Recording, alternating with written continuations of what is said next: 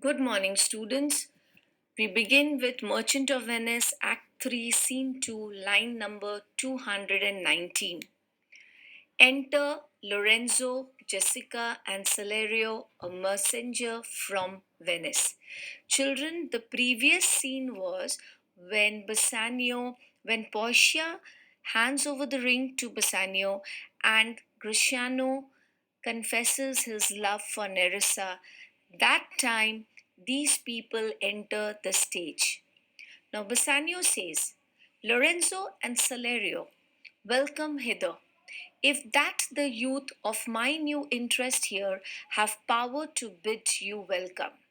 He looks at Portia and he says, by your leave, I bid my very friends and countrymen, sweet Portia, welcome.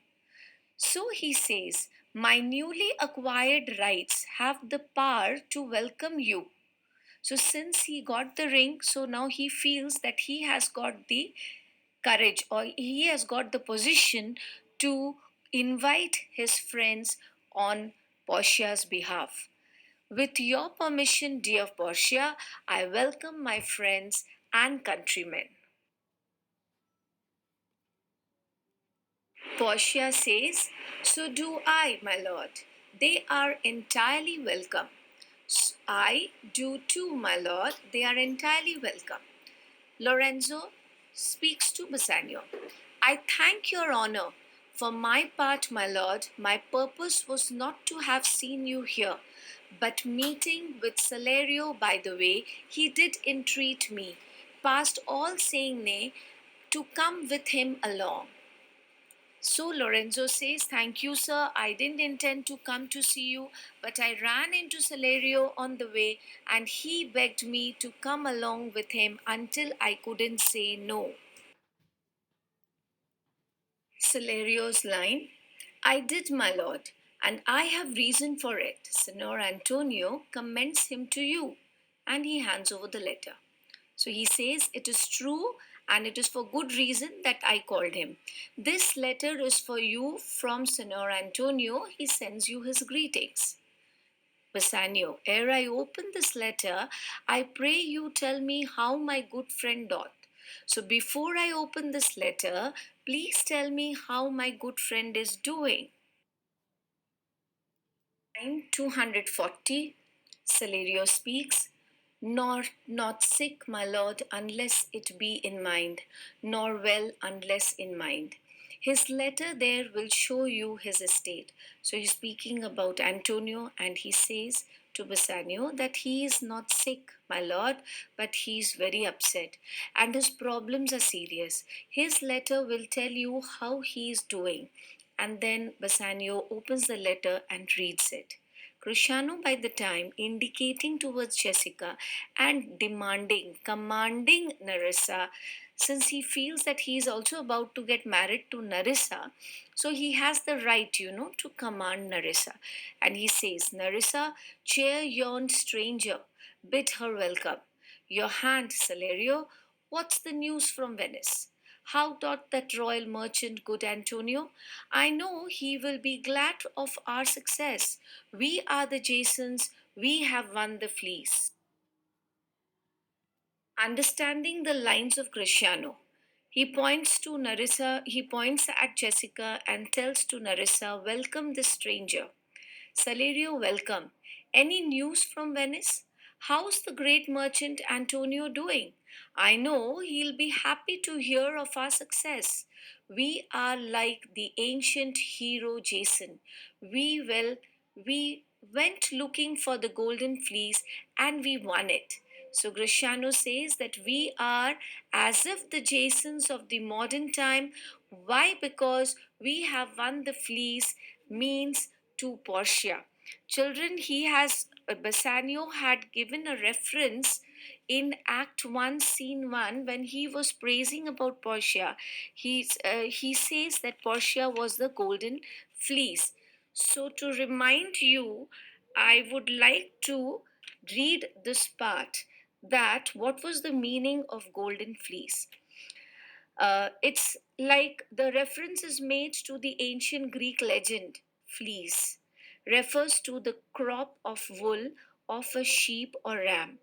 A famous hero called Jason was with his companion, the Argonaut, went to on a dangerous voyage to Colchis on the east coast of the Black Sea in search of the Golden Fleece, which was fastened to an oak by the local ruler, and the fleece was guarded by a dragon. Jason obtained it with the help of his wife Medea. So this is the again the reference given to Golden Fleece to Portia. Now Salario's lines. He is not happy. I would you had won the fleece that he had lost. I wish that you could have won the gold that he has lost. That means Antonio is bankrupt. So again, the word fleece is a pun by Salerio, and it means that one is the wool from a ram, and fleets is groups of ships. Fleece he lost. So these are the meanings. Portia's lines, there are some shrewd contents in yon some same paper that steals the color from Bassanio's cheeks. So something bad is in that letter, and which is making Bassanio turn pale.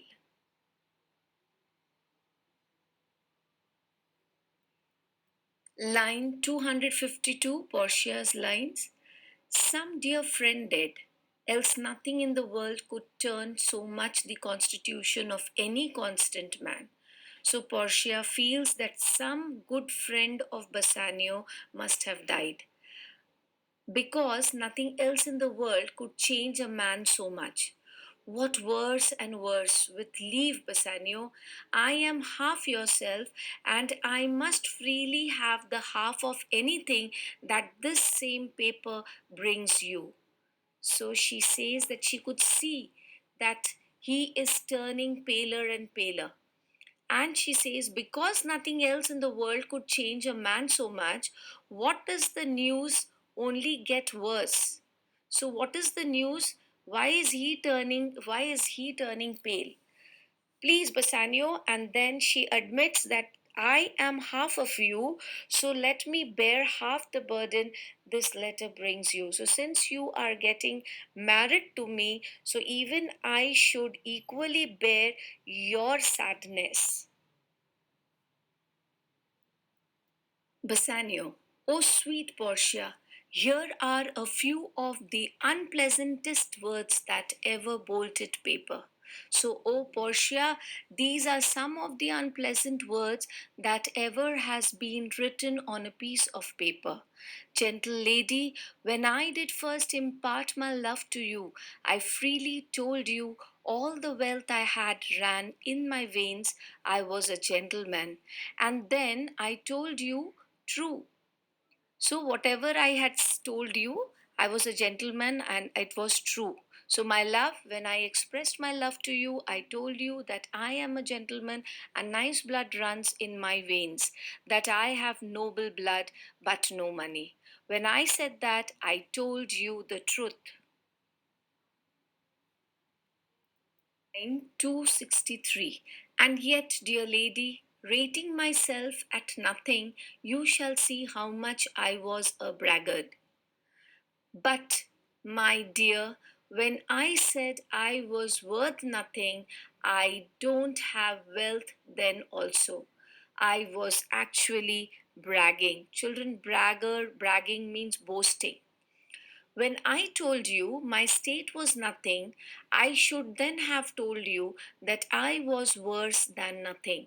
I should have said that I owned nothing and I was worse than nothing. For indeed, I have engaged myself to a dear friend, engaged my friend to his mere enemy to feed my means. Here is a letter, lady. So I have borrowed money from a dear friend. Dear friend was Antonio, who in turn borrowed money from his mortal enemy, Shylock, for my sake. Here's a letter, my dear. Bassanio's lines. The paper as the body of my friend, and every word in it a gaping wound, issuing lifeblood. But it is true, Celerio. So Bassanio feels that the papers are like his friend's body, and every word in it is a bleeding wound on that body. But it is true, Celerio. So he says that, hath all his ventured failed, what not one hit? From Tripolis, from Mexico, from England, from Lisbon, Barbary, and India, and not one vessel escaped the dreadful touch of merchants marrying rocks? So have all his business ventured failed, not even one success. He has ships to Tripolis, Mexico, England, Lisbon, North Africa, and India, and not one of these ships avoided the rocks. So, children, we stop here. Thank you, children.